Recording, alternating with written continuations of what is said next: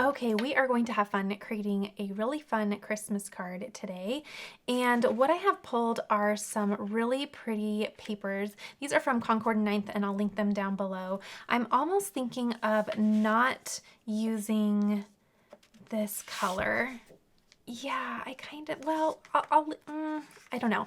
I think this is going to give me kind of a vibe that I want. So I am going to be showing you, I took it out already. Isn't this pretty? This is brand new from Simon Says Stamp. They sent this over to me from their last release.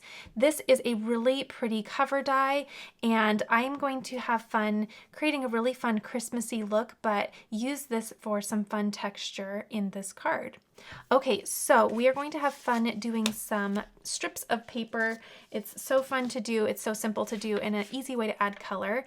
And then we're going to do a little bit of texture with this fun new cover plate. Okay, let's do our strips of paper. I'm thinking 1/4 inch would be good. Yeah, let's do 1/4 inch. Okay, and honestly, I might even just eyeball it. So that looks good.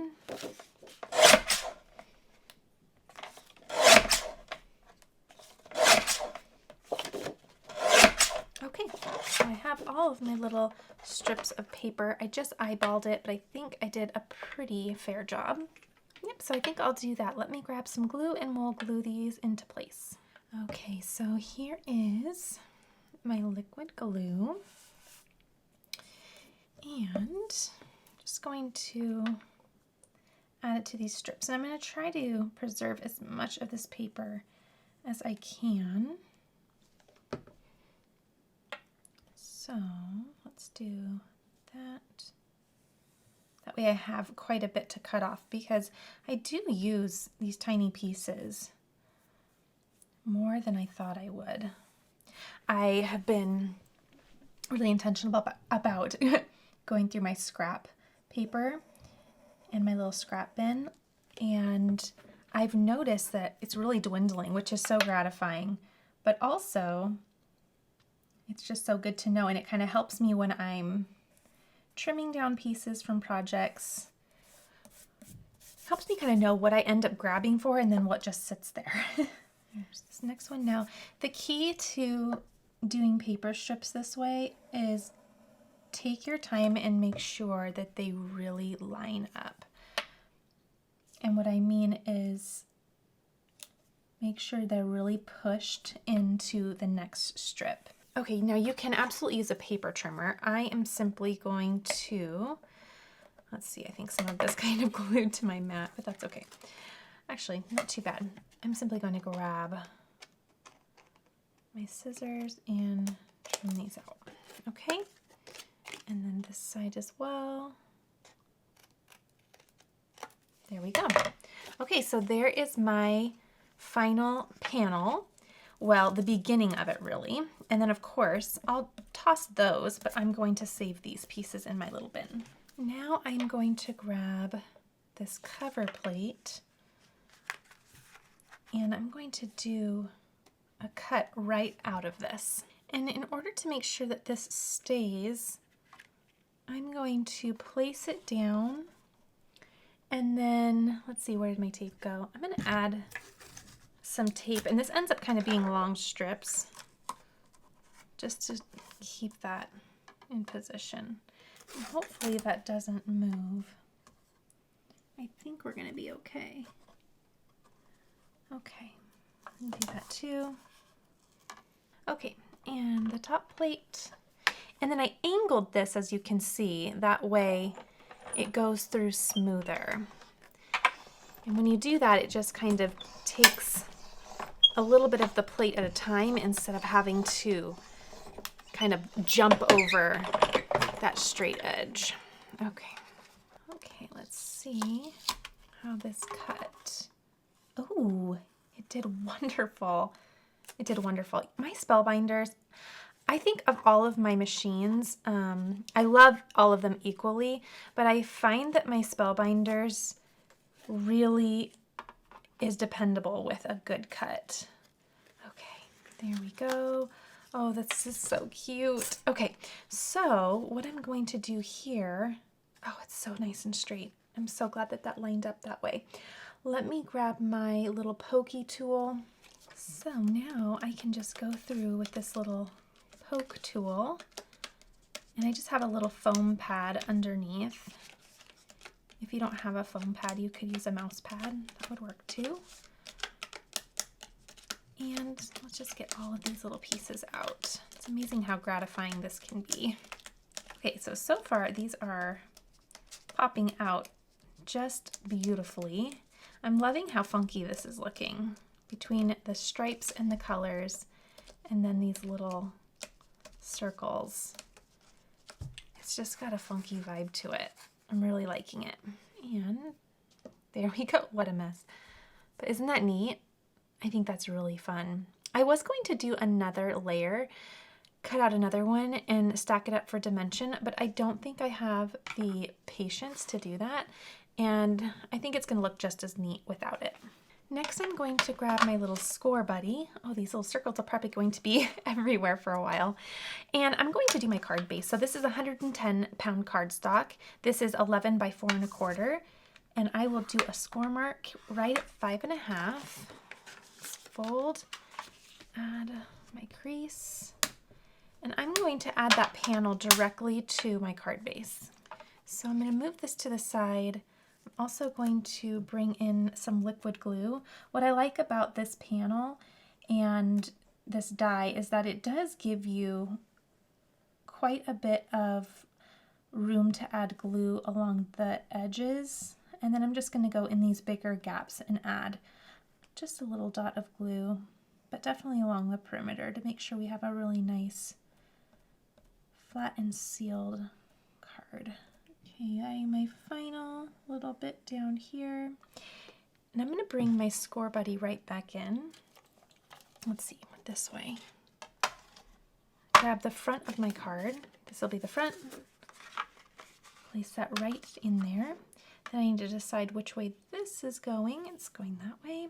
And I am just going to slide that into the corner. There we go. That way it lines up just right. Okay, then I'm going to bring that out and add a block and just really have this press down, flatten out. And I can even turn this over because I think it might be a little bit easier from this side so it doesn't catch on all those little openings. Okay, but there is the front. Isn't that neat? I really like that. That is so fun. Okay, I might need a little bit more glue. Maybe I just need to let it set. Might need a little bit more at the top, but actually what I'll do is I will just let this set while I do my sentiment. I also have this Mary die. I bought this last year and then I didn't end up using it just because of time in the season, right? So I brought it out this year because I really wanted to use it. So this is a Mary die with a shadow, which is really nice, and I thought it would look really neat. Yeah, I think kind of at a diagonal there. I'm thinking that this would be pretty. I'm not sure if I'm going to use the shadow layer quite yet. I don't want to cover up too much of that color, but I also want some contrast. Gosh, you know what I could do? This is really going on the fly, but what if I took these strips, again, those were just pieces, right off of my first little project. What if let's add these to a paper. I need to follow the same color pattern here. And what if I cut my shadow layer out of this? That way when I go to use it, it's going to kind of match in the background, plus we're going to still have that color. I think I'm kind of going somewhere with this. Oops, I got a little much there. Okay, the next one was this nice dark red. Hopefully there is enough. If not, I will have to add a white strip. Okay, I think I got the same order, right? and then this. Okay. So where I'm thinking of going with this now, I'm hoping that this is going to be tall enough. Okay. I'm hoping this fits. Oh, it just barely doesn't. That's okay, because what I think I'll do is just add a strip of white down here. I want to add a strip though so that it's at the same level, right? I know there's white down here, but it's going to just be the back, and I want it to be raised up. So I think I'll just need one. Maybe I'll just make it a little bit wider. So maybe I'll just add like maybe a 1/2 inch. So I have another panel here, and, or actually, why don't I just, let's just get really smart here. Is this the same white? It is. Okay, let's add, I'm just taking the paper off of the bottom, and I'll just use that strip. Okay, we are getting entirely too thrifty, if there's such a thing. Now this is what I meant earlier. You want to make sure you have a really straight edge. See how the bottom is not, it was trimmed off of something. Make sure that you have straight edges when you're doing this kind of stripe paper strip technique. Now this side doesn't matter just because that's going to be my last one and it's going to be trimmed off. Okay, and the reason I'm adding this white is because it'll just kind of fall down into that area there, that white area. So, oh, I think that's going to be really neat because then we're still getting the color. So let's just do, and I want to make sure that that all lines up nice. I think it will. I think that's straight. Okay, so actually I'm going to bring that up to get more of that pink, and let's grab more tape. Let's go ahead and cut this out. There we go. And cut this out. Okay, I cannot wait to see how this looks. I think it's going to be really neat. And it solves the problem of both wanting to have that shadow layer, but also not wanting to take away any of the color. Okay, so let's pop this on out. Cut beautifully. There we go. Oh, that's going to be really neat. Let me pop these little pieces out, and then I'm going to go ahead and I think I'll do the Mary out of white. I think, oh, that's going to be so neat. I think if I do anything different, this is going to be neat. I think it might just be too much. So I'm going to go simple and go white. Originally I was thinking gold glitter, but it's just going to be too much for me. And I'm going to opt for some 110-pound cardstock. That way it's nice and thick because I want a couple layers of this. Okay, I decided 3 layers. Again, 110-pound cardstock. It'll be super substantial and we'll get some instant dimension. And let's go ahead and stack these up. Let me get my glue scissors, which are these, or tweezers. You know what? All day I have been calling these scissors and I'm not sure why. Okay, so I have plenty of glue. And let's stack these up. So just get close enough, press down, and then wiggle those into place. And if some glue seeps out, it'll be fine. It's going to dry, no problem. And it's super helpful to use a block to really, there we go, really get that nice and down. Okay, actually I really like this for the top layer because I think I kind of messed up that one, removing it from the paper. So I'll just add my glue here. Okay, so let's go ahead and make sure that that is nice and dry and flat. And then after doing that, I always get glue everywhere, so let's make sure our glue is off the mat and the mat is nice and dry. Okay, I think we should be good there. Oh, now I have a bunch of glue under there. Okay, So let's bring in our little card base here. And I am going to, oh yeah, I was going to say before I do anything, I want to verify that I like the white, and I really do. I think that's going to be really pretty. So why don't we just place all of that down. Grab our glue once more. Okay, and get that close. Whoop, get that close enough. We're gonna have to push that into that spot there. Okay, that looks really good. Now, if you get a little too much glue, you can grab your little pokey tool. This one has like a little round, I don't know if you can see that. It's not a poke, it is like a little round ball. It's very small, but it's very good for going along any liquid glue and just swiping it right up. And let me tell you, it is effective. I've gotten my practice at this. Okay, and there, and it really truly is like it never happened. Okay,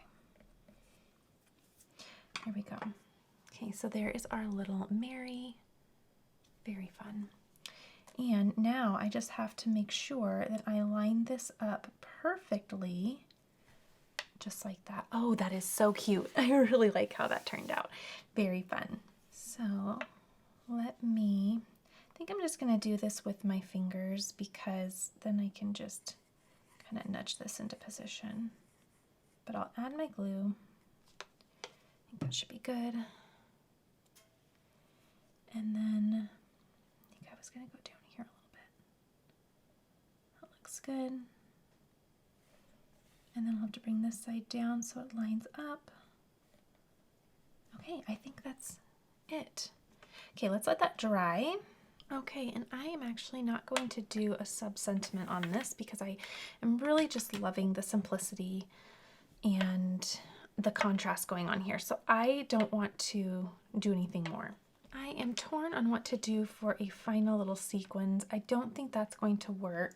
I also have a nice gold disc that could be pretty. Sometimes I have to kind of, oh, that would be actually kind of pretty.